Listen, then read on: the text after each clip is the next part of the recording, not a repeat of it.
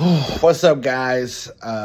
This is Brian J's Nerd Talk, and this is my review of Sarah J. Maas's Crescent City, Book 3, House of Flame and Shadow.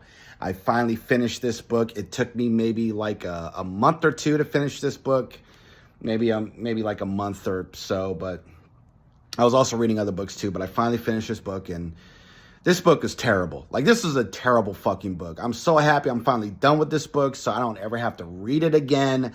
If I'm gonna do a second read through maybe like 5-10 years from now. Like, I am just like, the first book is good, the second book is okay, and it's good in the last 10 chapters. This book is boring as shit for like 60 chapters.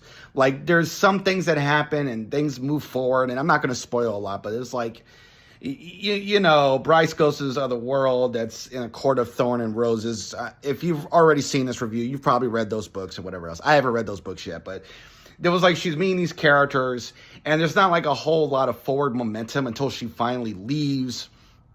And then this guy, Risan, who I know is like really popular and well known. But anyways, this was just like, they introduced so many like new characters and different characters and locations. And it just gets more convoluted and more crazy. And it goes on and on and on. And it doesn't really get good or get better until like the last 20 chapters. Until like the last 20, maybe 30 chapters, it starts to get better. And then there's like this big battle that doesn't make a whole lot of sense with all this crazy fantasy stuff where there's these mech suits and these dead souls have to take over the mech suits, and they're fighting in the big city in Midgard, and there's like this big explosion and taking down walls, or fighting on the outer city, and there's like this big battle. And yeah, it was just like, I was just burned out. I just stopped caring. I mean, I love Bryce and Hunt Athalar. I do think they're the hottest couple in new adult fantasy, but I just stopped caring, and it just goes on and on. It's so long and so tedious. I couldn't wait to get done with this book so I could read other books that I really want to read. And, you know, it ends well. It ends satisfying. Spoiler alert, there's a happy ending, you know, obviously.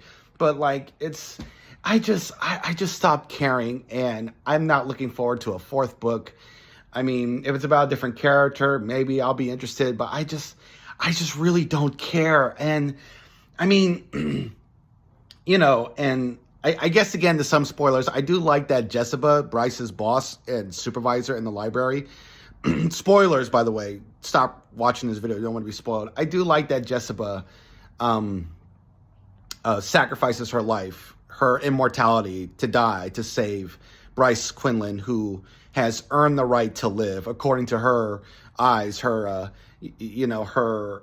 snobby way of viewing the world, that she's worthy now to live the life, or live a great life. And so that was a cool, like, full circle moment from the first book and those earlier chapters that felt right. I did like that.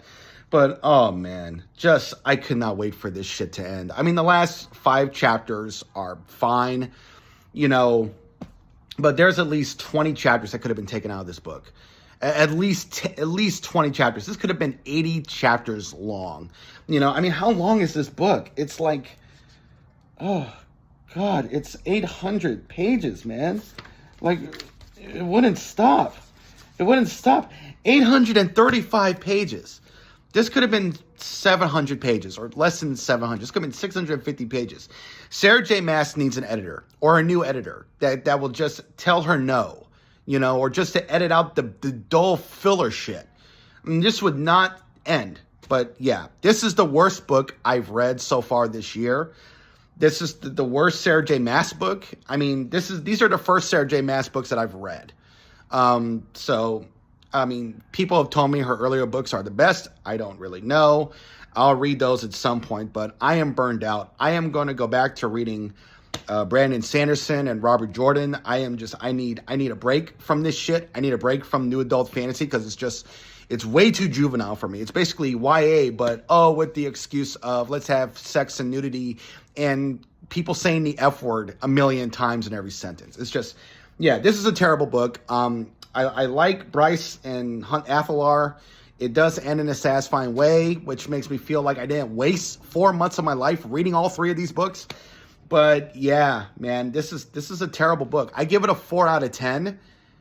It sucks, man. This is just a terrible book. Worst book of the year. And I hope Sarah J. Maas writes her next book. I hope it's better than this, but she needs a fucking editor, man. I mean, this is just crazy. God, I spent 12 hours, the last 12, 14 hours reading this shit. I'm just like, I'm done. I'm done. I'm burned out. I'm finished. I did it. I did it. I finished it.